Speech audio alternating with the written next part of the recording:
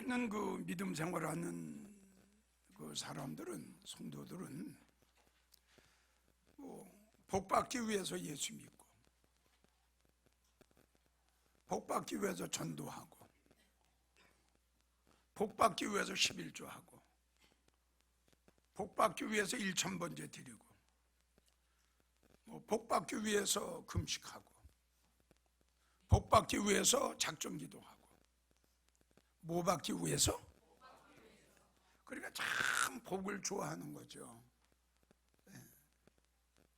근데 이제 문제는 이겁니다. 그렇게 복받기 위해서 예수 믿는다. 그럼 문제는 뭐냐 그러면, 자, 어떤 복을 받기를 원하느냐 이거죠. 맞아요? 자, 그렇게 복받기를 원하잖아요. 복받기 위해서 1000번제를 드리는 성도들 굉장히 많습니다.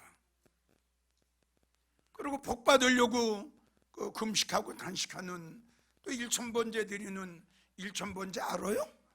예, 그거 다 복받기 위해서 1000번제 드리는 겁니다.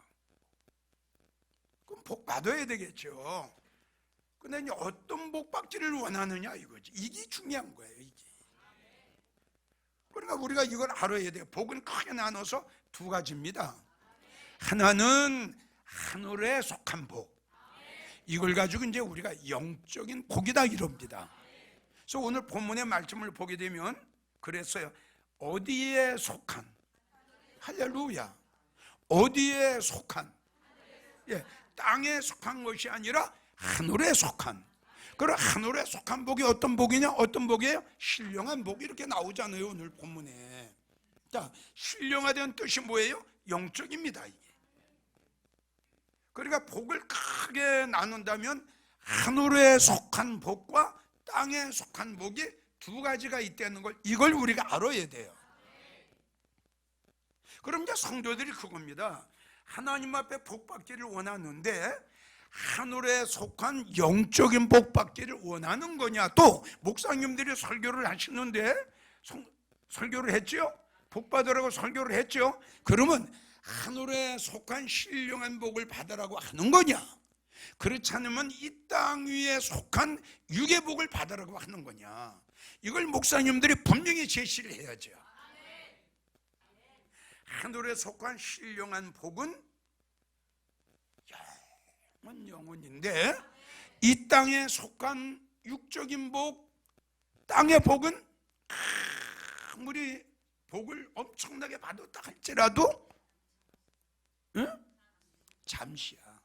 다 두고 가는 거야. 다 두고 가. 500원짜리 하나 못 가지고 가. 이게 우리 인생살이고 우리의 살아가는 그 우리의 삶에 우리가 알아야 될 문제인데, 근데 우리가 안 믿는 사람하고 믿는 사람하고 차이점이 뭐냐? 안 믿는 사람들은 신령한 복을 모르죠. 그러면 이 땅에 복을 바랄 수밖에 없잖아요. 그리고 우리 믿는 사람들은 뭐야? 믿음은 바라는 것들에, 그럼 뭐가 우리가 바라는 거란 말이에요. 그럼 이 땅에 보다 천국 걸도 바라보고 천국의 복을 더 받기를 원해야 될 거 아니에요? 그런데 믿음 생활 하는 사람들이나 안 오는 사람들이나 동일해요. 차이가 없어요, 내가 볼 때.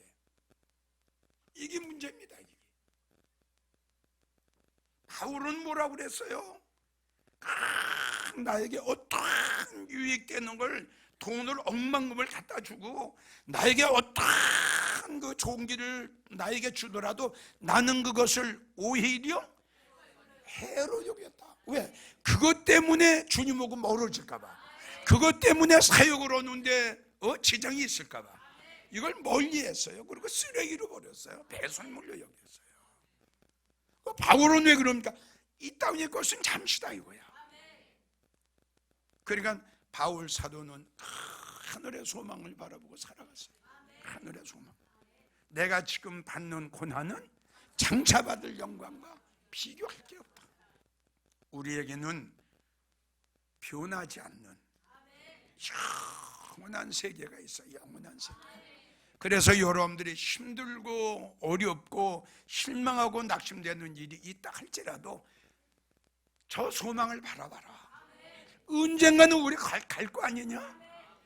안 갈 사람이 어디 있어요? 그래서 우리는 이 땅 위에서 최고의 복이 어떤 복인가, 이걸 우리가 확실하고 분명하게 알아야 돼요. 이걸 모르고 믿음 생활을 하기 때문에 믿음 생활하면서도 엉망으로 믿음 생활을 하는 거예요. 그렇게 복 받기를 원하는데 좀 무릎 꿇고 기도만 하면 주님 좀 복 좀 주세요, 뭐 좀 주세요 하는데 그 복을 하나님 앞에 달는 거, 어떤 복을 달냐는 거냐 이거지.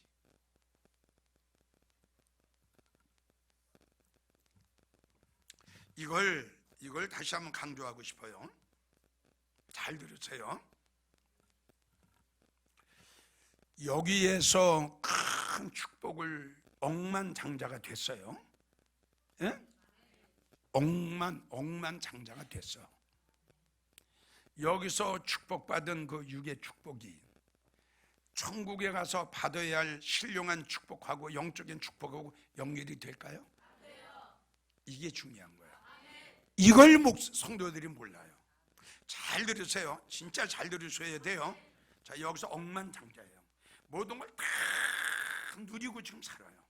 진짜 멋있게 살아요. 너무너무 잘해놓고 살아요. 자, 그러면 그 성도들은 여기서 이제 복 받았죠?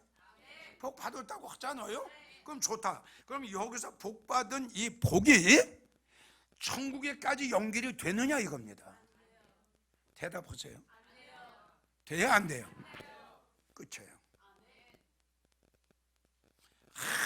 아무리 고대왕실 높은 집, 좋은 집을 해놓고 산다 할지라도 그거는 여기서야. 천국하고 연결이 안 되는 게 육적인 복이에요. 자, 그런데 우리가 천국하고 연결되는 복이 있어요. 그리고 목사님들이 또 성도들도 그래요. 이 육적인 복과 신령한 복을 알면 목회 잘 할 수밖에 없어요. 맞죠?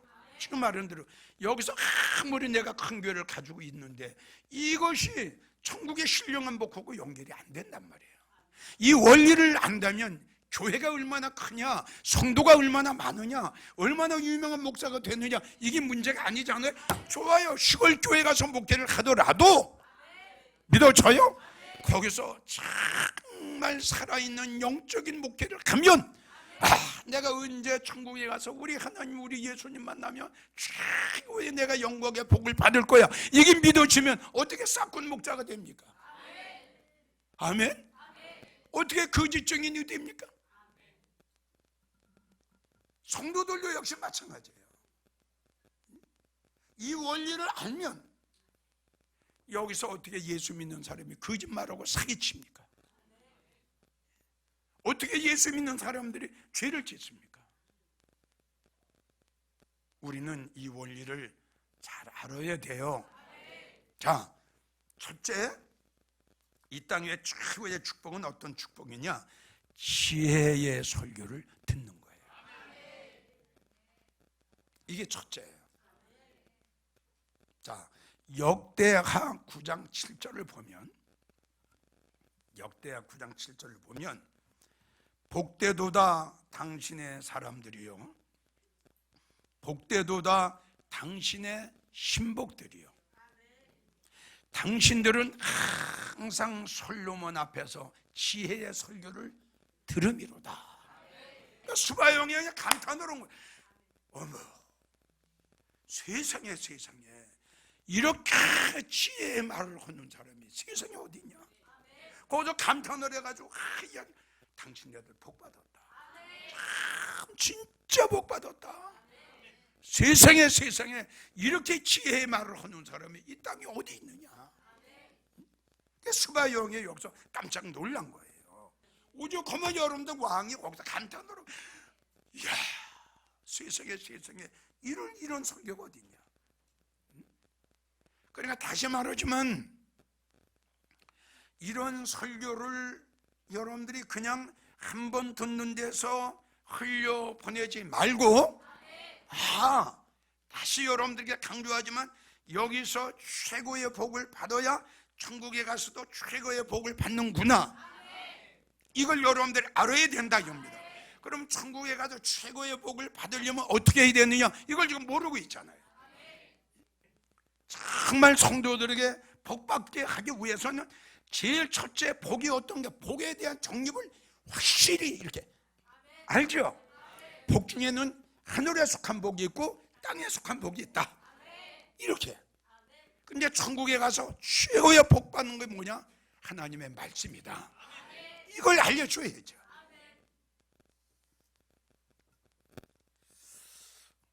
나는 수백 번 이런 설교를 했어요.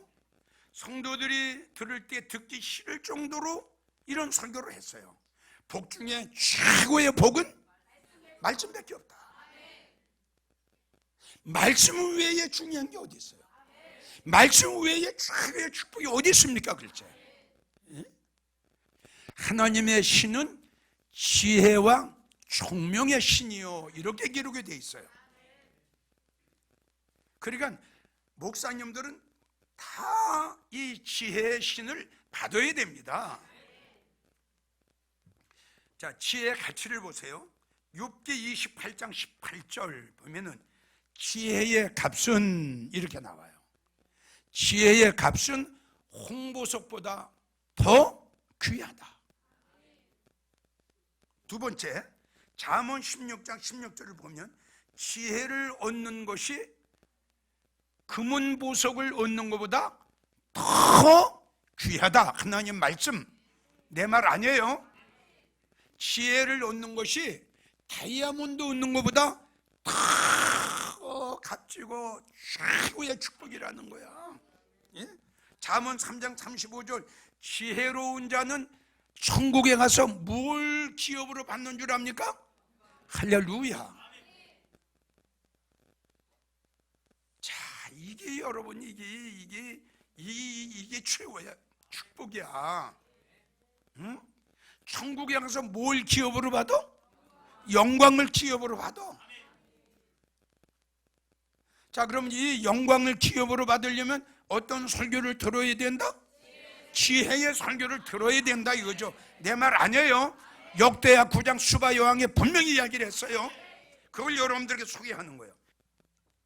다시 강조하지만 이 세상에 아무리 유명한 예화, 비유, 철학적인 설교, 문학적인 설교라 할지라도 그 설교는 영적인 축복이 될 수가 없다. 이유는 하나님의 말씀이 아니기 때문에. 성도님들 꼭 명심해야 돼요. 아무리 유명한 예화를 할지라도, 비유를 할지라도 그거는 여러분들이 천국에 가서 받아야 할 축복 혹은 0.001도 해당이 안 돼요. 왜요? 그것은 하나님의 생명의 축복의 언약의 말씀이 아니기 때문에 그렇습니다. 이걸 좀 한국교회 성도들이 꼭 좀 알았으면 좋겠어요. 아멘. 성도들이 교회 가서 이 시간도 목사님들의 설교, 또 축복의 설교, 예화되는 설교, 이렇게 했더니 하나님이 이렇게, 이거 다 물론 성도들이 이런 예화를 들어도 설교를 할 때 이해는 가지만 그것이 본문의 말씀이 돼서는 안 된다는 결론입니다. 아멘. 자, 그래서 성도들은 이제부터 영적인 설교와 육적인 설교를 분별할 줄 알아야 됩니다. 그리고 목사님들은 기도하면서 설교 준비하셔야 됩니다. 나 이걸 강조하고 싶어요. 세상의 학문, 지혜, 지식으로 설교를 하려고 하지 말고 하나님이 주시는 지혜의 영을, 출애굽기 28장 3절, 지혜의 영을 받아서 영적 설교를 하십시오. 지혜의 영을 받으면 하나님의 말씀 속에 감추어진 이 말씀 속에는 엄청난 비밀이 있어요. 이 말씀 속에는 그래서 누가복음을 보게 되면 하나님께서 말씀 속에다 말씀을 감추셨다. 이 감춰놓으신 말씀일수록 최고의 말씀인데, 이 감춰놓은 말씀을 비밀이라고 그래요. 이 비밀의 말씀을 세상의 학문, 세상의 지식, 세상의 지혜 가지고는 이거 찾지 못해요. 딱 하나예요. 자, 다니엘 아시죠? 다른 사람이 풀 수 없는 걸 다니엘이 풀었어요. 왜요? 하나님의 거룩한 지혜의 신이 그에게 임했어요. 우리 목사님들 정말 목회에 성공하시려면 교회가 얼마나 크냐, 성도가 얼마나 많으냐, 이거 아닙니다. 목회의 성공은 제일 첫째, 내가 살아야 됩니다. 목사가 살아야 됩니다. 맞죠? 목사가 산다는 건 목사님의 심령 속에 생명이 있어야 됩니다. 그 생명이 뭐냐 그러면 말씀입니다. 목사님의 심령 속에, 목사님의 마음 속에 생명이 없는데 성도들을 어떻게 살릴 수 있습니까? 그건 아니죠. 믿어져요? 목사가 살아야 성도가 살아요. 목사가 깨어 있어야 성도가 깨어 있어요. 목사가 영적이라야 성도가 영적인 성도가 되고, 목사가 최고의 축복을 받아야 성도들도 복 받을 거 아닙니까? 이건 원리입니다. 이거 진리입니다. 이거. 그렇잖아요? 우리 목사님들은 금식 단식을 하시면서도 지혜영을 받으세요. 설교문 보세요. 내가 너에게 무엇을 줄고 원해라. 다른 것 원하지 않고, 하나님 나에게 필요한 것이 있습니다. 내가 어려서 백성들을 제대로 끌고 가지 못하고 백성들을 제대로 가르칠 수가 없으니 하나님이 나에게 주시기를 원하신다면 지혜영을, 지혜영을. 돈 원하지 않으셨어요. 땅덩어리도 강조해 주세요. 이것도 원하지 않으셨어요. 지금으로 말하면 목사님이 하나님 앞에 간절히 기도할 때에 우리 하나님이 나타나셔서, 이 목사야, 내가 너에게 원하는 대로 줄 테니 나에게 요구해라 할지게, 내가 땅도 구하지 않고 명예도 구하지 않고 권세도 구하지 않고 돈도 구하지 않고, 하나님 나는 목회 성공하기를 원하고, 하나님 나에게 맡겨주는 양떼들이 있으니 그 양떼들을 영혼의 양식으로 채워주기 원하오니 하나님 나에게 지혜의 영을 주시옵소서. 솔로몬이 하나님 앞에 이렇게 이야기를 했더니 그 하나님, 그 말이 하나님 마음에 맞아서 구하지 아니하는 부와 영화도 주셨더라. 할렐루야. 그래서 수바 여왕이 아까 그래 놀랐어요. 다른 사람한테 들어볼 수 없는 설교를 듣는 거예요. 지혜의 영을 받으면 하나님 말씀 속에 감추어진 깊은 비밀의 말씀을 찾게 될 겁니다. 두 번째, 지혜의 영을 받으면 세상 착하고 멀어집니다. 세상 예화하고도 멀어집니다. 절대적입니다. 지혜의 영을 받으면 말씀을 볼 때 말씀이 열립니다. 참 말씀이 열립니다. 지혜의 영을 받으면 하나님의 말씀의 맛이 송이꿀보다 더 답니다. 지혜의 영을 받으면 세상과 멀어져요. 왜? 말씀 앞에 앉게 돼요. 지혜의 영을 받으면요, 목사의 목회가 확 바꿔집니다. 절대적입니다. 안 바꿔질 수가 없어요.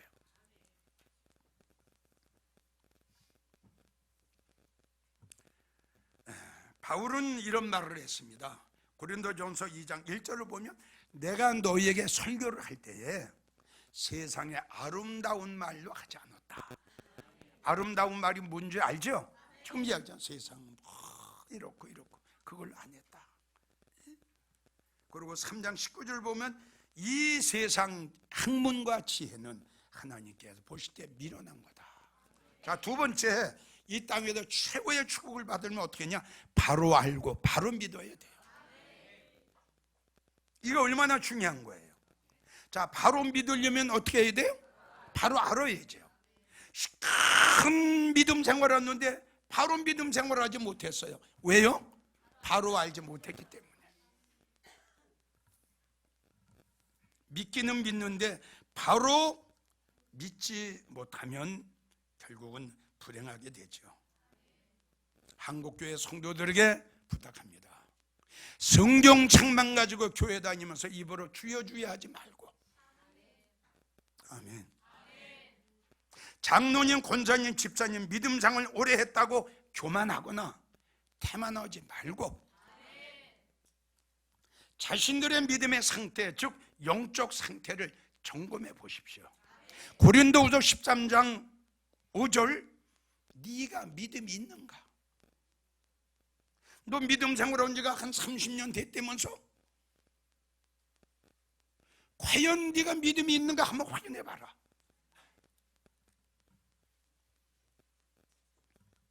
이제 바로 알고 바로 믿을 때가 됐어요.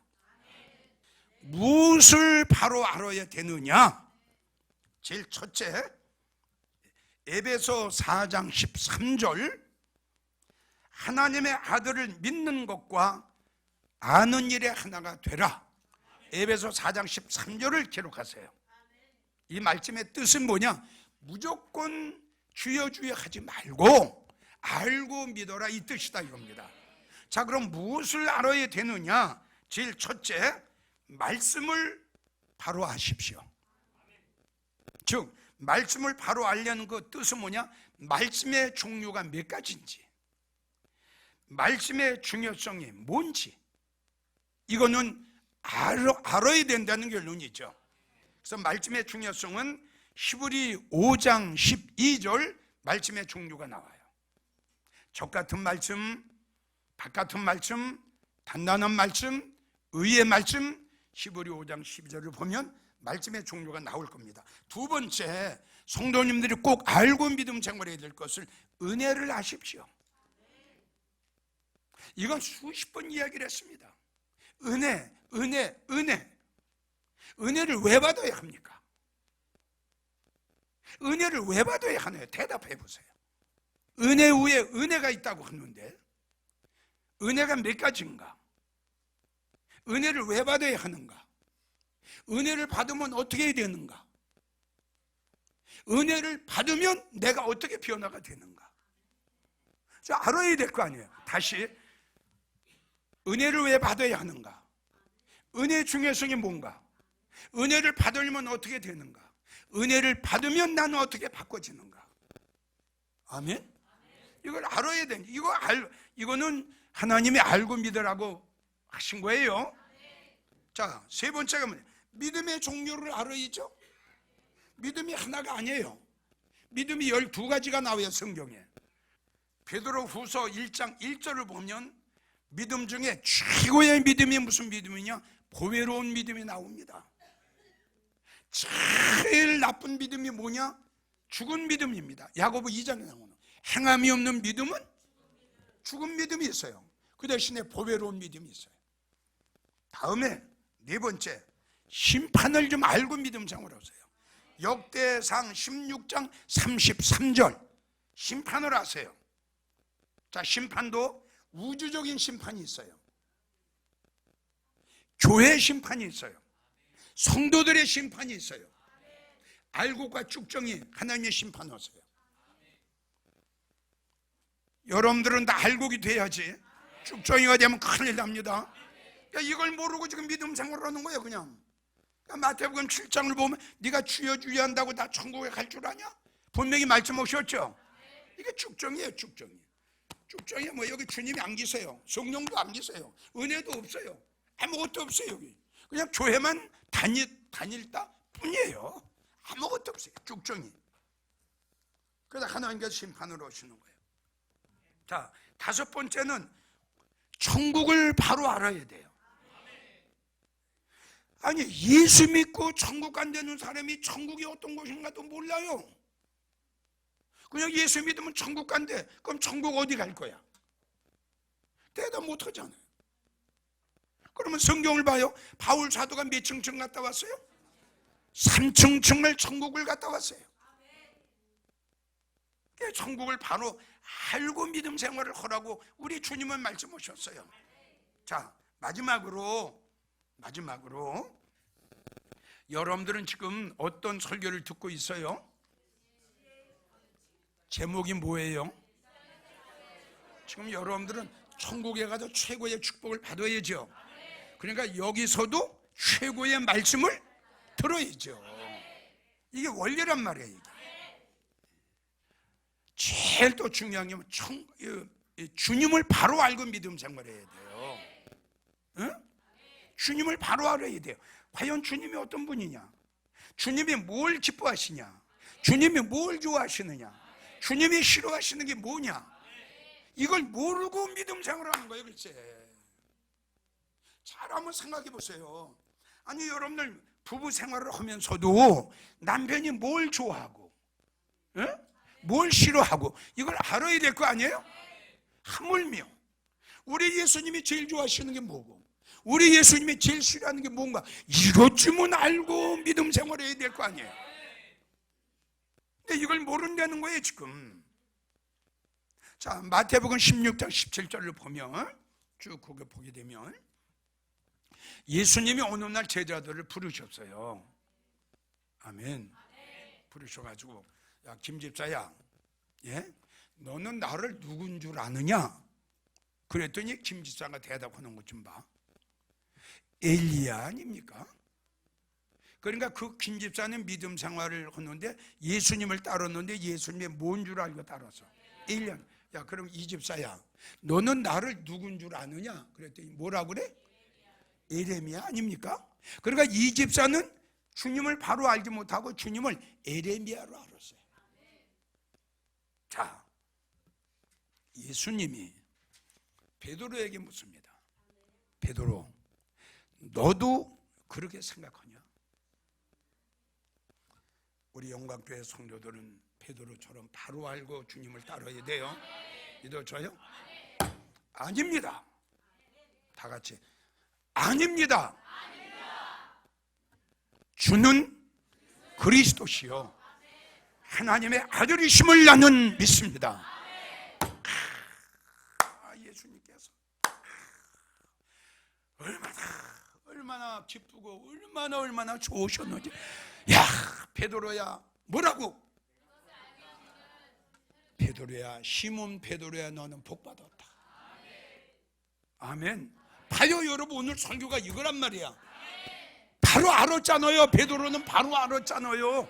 주는 그리스도시요 하나님의 아들이심을 내가 믿습니다.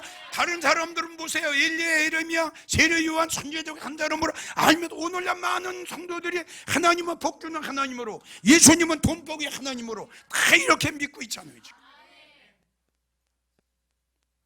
우리 예수님이 얼마나 기뻐하셨으면, 야, 베드로야, 너 복 받았다.